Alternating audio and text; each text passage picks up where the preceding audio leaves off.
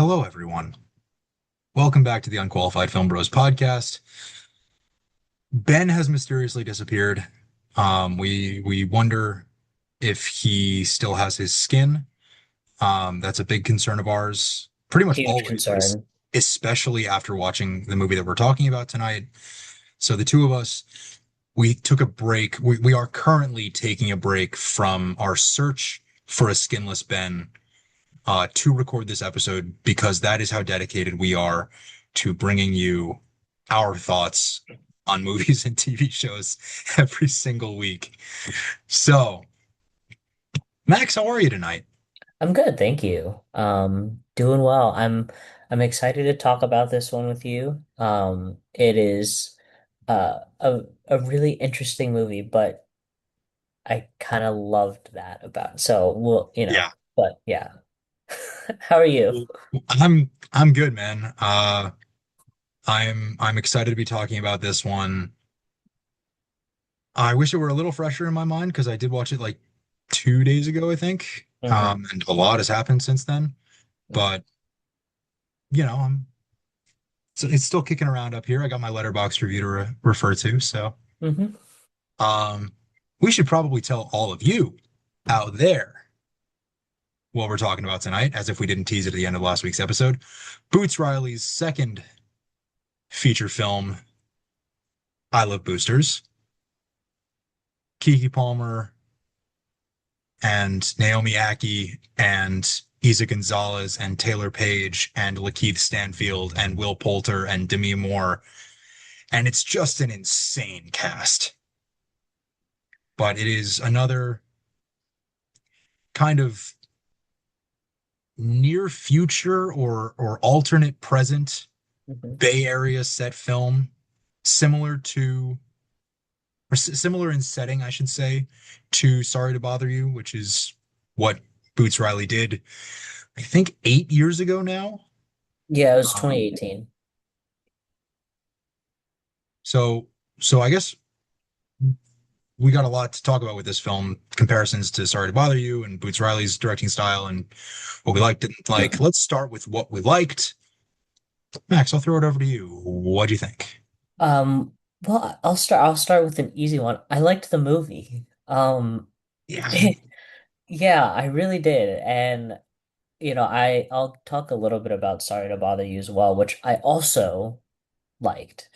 Um it they just like he Boots Riley just has this voice like that is so distinct, and you know exactly what he's going for, and while it's not subtle, it feels like the kind of necessary kick in the ass, to maybe go want to do something and sort of like see, or at the very least notice how these activists and workers are present within your own communities, right? Like just giving your at the very least giving yourself a deeper understanding of the world around you, that you pay more attention to what's going on around you.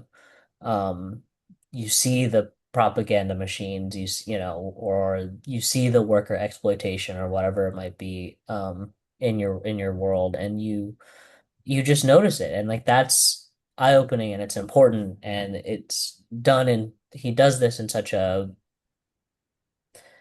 distinct way that it's hard not to find that charming and just refreshing, and it feels intelligent and fresh. Yeah, you use words like distinct and refreshing. One thing that I really, really like about this film is how striking its visual style is. Very colorful. And a lot of films based in realism nowadays, and even John M. Chu films not based in realism. Of course, I'm talking about Wicked and Wicked for Good. Uh, we get a lot of films that are very drab color wise. I think there's a prioritization in modern filmmaking on hyperrealism when it comes to light and color, and we get every movie looking like a Capital One commercial, and it pisses us off. And I that don't mean to speak sometimes for even you, but I makes it speak for feel you. less realistic Yeah, somehow, you yeah, know? Um, but what we get here is something vibrant and spunky and brilliant color wise. Everything is so bright all the time with the yellows, the oranges, the greens. It's just a delight to look at. And I realize I should tell my face because I'm kind of speaking kind of seriously about this, but truly, I loved watching this film just for how it looked visually. And then talking about the subtext and Max, everything that you were just talking about with the messaging that underlies everything that the plot and the surface level story are telling us, that's a story of vibrancy and people who are of diverse backgrounds and bringing a multicultural approach to their activism and really elevating the world around them through, I'll say it again, their vibrancy.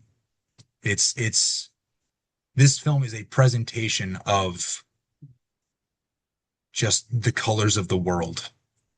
And I think to use really, really bright colors visually is Boots Riley applying, and we'll get much more into this in a moment, but applying his own style to one aspect of filmmaking, and that's the visual. Sure. So let's screw it. I want to talk about it. Let's talk about the twist. Okay. Because Sorry to Bother You did the same thing, similar thing, not the same thing. Um, and I've only seen Sorry to Bother You once. It was a little over 7 years ago, about 6 months after it came out. And I found the twist to be so jarring. It threw me off so much and kind of just freaked me out about the movie. Like, this is not at all what I thought I was going to be watching. What the fuck? What is this? Yeah. That I gave Sorry to Bother You a definitely undeserved 1/2 star on Letterboxd, and I have not been back to it. But watching this movie and seeing a very similar twist, we talked about it with Ben, and we are still looking for the skinless Ben. But the fact that these people are wearing $100,000 skin suits to take on the appearance of, Upstanding community members.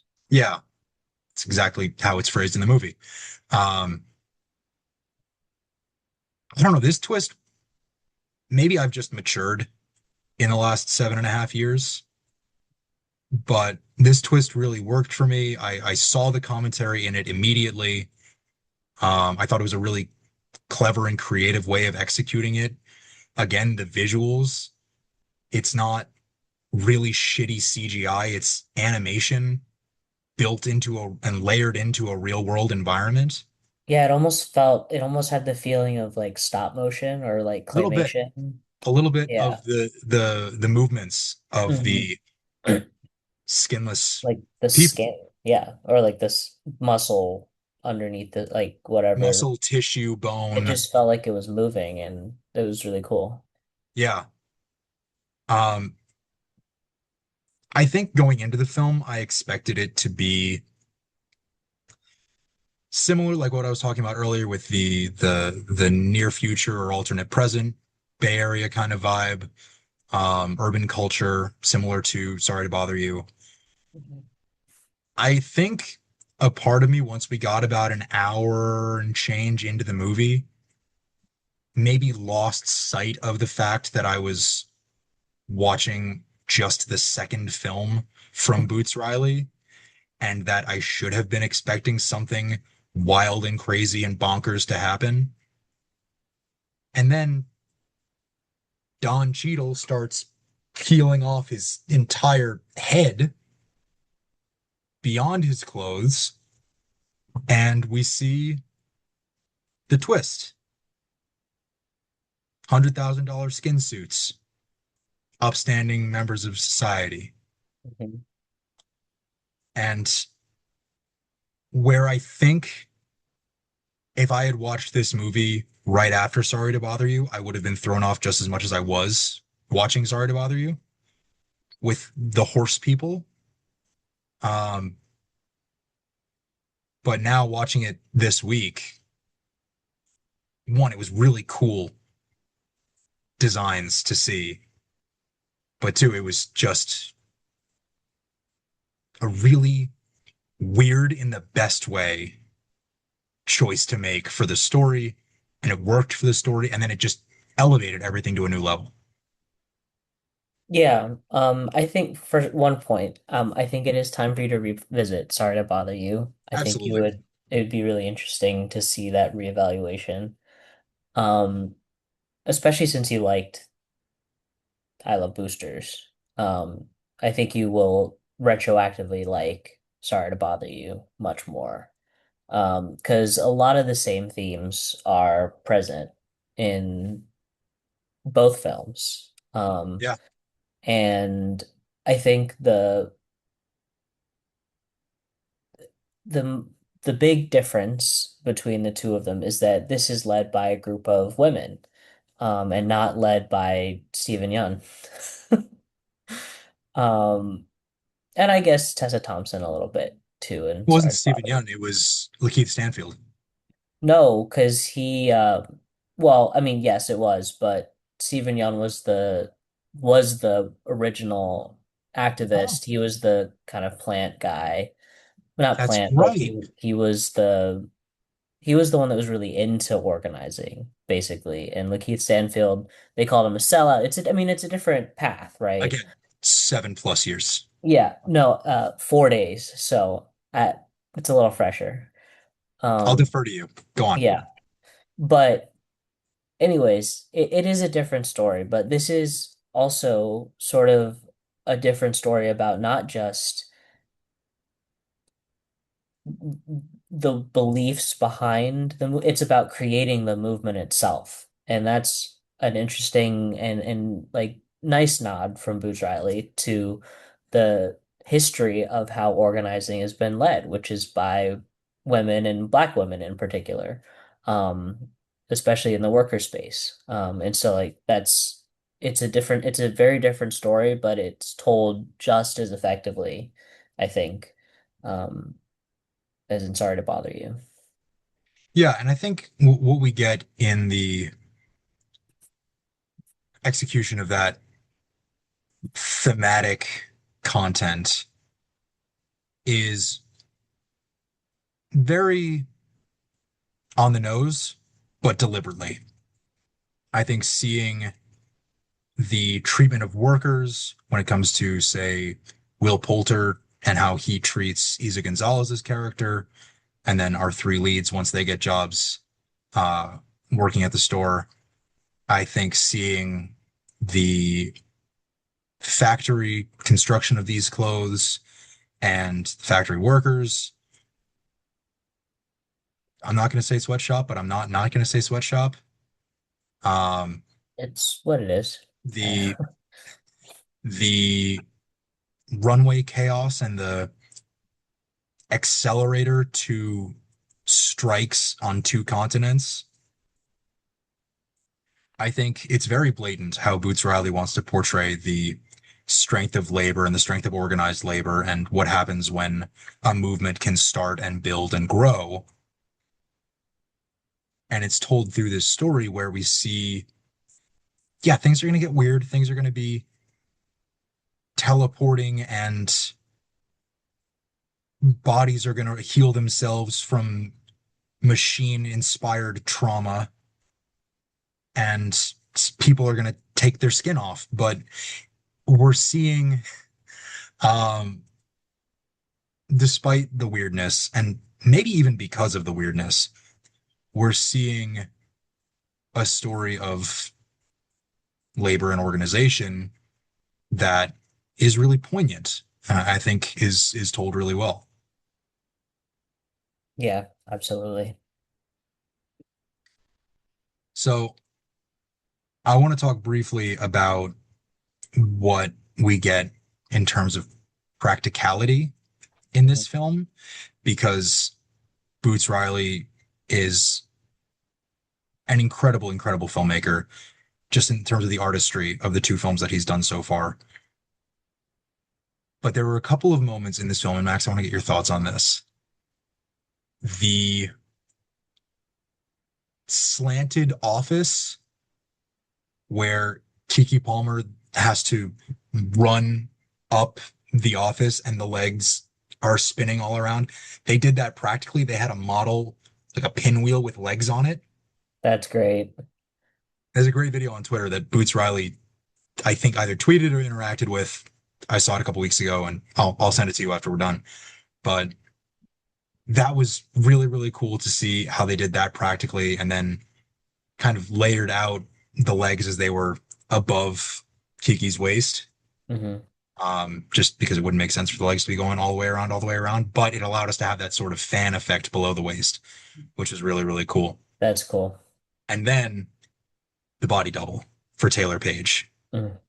when she holds her breath and can front as a light-skinned woman. Uh, I think they got really creative with the edits and with the camera work and Yes. with different levels. I think ducking down and Yeah, she ducked down. Yep. uh, having, I mean, the first time we see the double is one take where Taylor Page drops down. I mean, we've all seen the clip on social media. It went nuclear viral right after the movie came out. But Taylor Page drops out of frame and then the double pops back up. And that's a single take. But that's because underneath the camera, under the frame, they switched out places and then the double popped back up. But then in the store, when she ducks down between the racks, Hmm. like when she runs out of holding her breath, and the double being the same character, but also trying to play this more posh version of the character. Hmm. Uh, I don't know. I think what this movie does in all of its animation and weirdness and everything that we already talked about, but everything this movie does practically and as a total win for practical filmmaking is inspiring. It's just it feels like Boots Riley is sending another message here that yeah, we're gonna make this thing weird and we know the audience is gonna be like, all right, well, that's clearly not the same person, and well, her legs definitely aren't doing that, but we're gonna do it in a way that is so real and so authentically presented and just wacky that we're just gonna go along for the ride. We're gonna have fun with it. And that's really cool. That's And it's something I fun. want to do. It's fun, and it always looks better. Always. We talked about this in probably half of the 200 and almost 40 episodes that we've done. How practical always looks better than CGI. And it's like it's usually cheaper too. So Yeah. like there I don't understand, I feel like it's worth investing any extra time it takes to do that. Yeah. And if you can figure out like the leg model, Yeah, like that's if you can cool. figure out how to do it. Yeah. Because even if it doesn't land, and this one does, if it doesn't land, the effort is still there. You're still putting in the work to try. Hmm. And I think that's what, young filmmakers, I hope myself included, can take away from that. Yeah, I mean there's a really it's a great pattern that's continued this year of lower budget films impressing. And you know, unfortunately, I Love Boosters did not perform well in the box office, which is criminal. Yeah. But, movies like Backrooms and Obsession were box office hits and they were cheap and Obsession, made now with, the highest grossing film ever for a budget under $1 million. yeah. It's like what, $750,000 and it made Yep. like almost $500 million. Like you can't argue with that. That No, and it's allowing it's going to creative artists like their space and their own way to express themselves, that this is going to succeed. yeah, and what we get with a Boots Riley or with a Curry Barker, or I'll even throw in a Ryan Coogler Hmm. with Sinners last year. When we get these filmmakers who have original stories and original ideas to bring to the big screen, Hollywood is so overrun by existing IP and sequels and reboots and remakes Hmm. and expanded universes. No disrespect to Kevin Feige, of course, or James That's not Gunn. to say that there isn't space for both of these here. It's just that Right. studios need to recognize that if you take a risk on a young filmmaker and give them $700,000 and it makes 2 million, that's okay. You That's didn't a really win. you still made money and it wasn't that much of a disaster. But say you do that and then it makes what, $500 million, then I think you're pretty damn happy. Yeah, and I think what these films are proving is that social media and word of mouth plays a really big role in how movies do today. It's just the state of the world. Everything goes through social media and the internet. Mhm. But Everyone's got an opinion, including us. that's why we do this. That's why we've done this for the last 5 years. But the way that movies expand in the cultural zeitgeist is really focused on word of mouth. Obsession, great example, earned more money its second weekend than it did in its first. And that's because Mhm. everybody who went to see it opening weekend told their friends, told their family, told their social media followers, hey, go see this movie. It's original, it's fun, it's creepy, it's great. And I Love Booster is another example, maybe not as financially profitable at the box office. It was up against some big names um, when it came out 6 weeks ago or whenever it was. Um, it was up against Obsession and Backrooms and The Yeah. Mandalorian and Grogu. But these more original movies, you get people talking about it. And Boots Riley, fucking hats off to him because he was on Twitter constantly in the first couple of weeks after I Love Boosters came out, retweeting and responding and quote tweeting and liking tweets Mhm. about his movie, trying to get the word out there and trying to expand the consciousness of, hey, this is a new, really, really cool, really, really fun movie that you should go see on the big screen. And I regret that we didn't see this movie on the big screen. We had to stream it Yeah. Yeah. because all the way back to the beginning of our conversation, a movie that is this vibrant and colorful and even thinking about that score, really spunky. Hmm. It deserves to be seen on the big screen. Movies like this, Obsession, Backrooms, not going to throw Mandalorian and Grogu in there, deserve to be seen on the big screen. Mandalorian and Grogu deserve to be streamed on Disney Plus one time, and then you move on and watch other Star Wars. You watch Andor again. Sure. But yeah, I think in the modern age, that's how these movies get seen.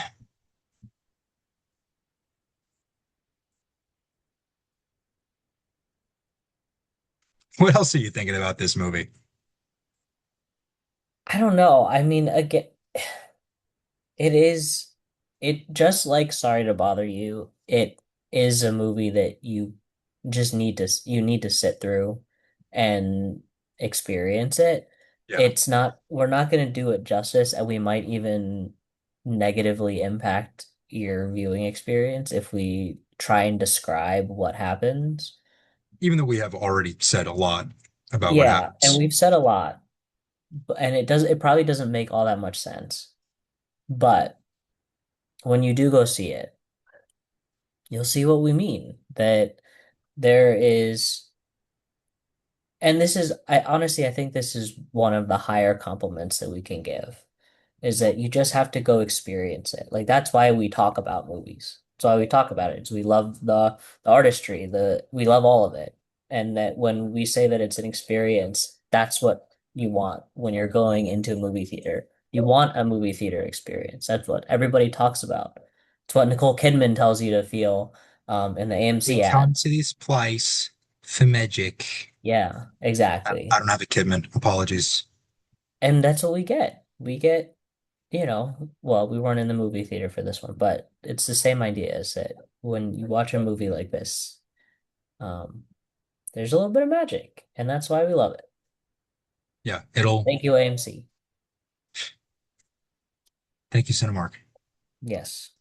and Regal, and all the other Mm-hmm. and small theaters. Really, I miss my small theaters that I had around here. Landmark in Bethesda. Shout out. Criterion in New Haven, shout out. Mm-hmm. That's where I used to go to see all my limited releases. Now I have to go to the AMC. Uh, Anywho's it. You gotta watch I Love Boosters. yeah. Um, Ben, once he finds his skin again, would say the same thing. Um, boy, I really hope that you guys have seen the movie before we do the episode because you'll get the It's jokes. But hey, yeah. come back and watch this again once you've seen the movie. Leave a like, comment, and subscribe, whatever the YouTuber line is. In the meantime, Ben will be back next week. You'll have the two of us.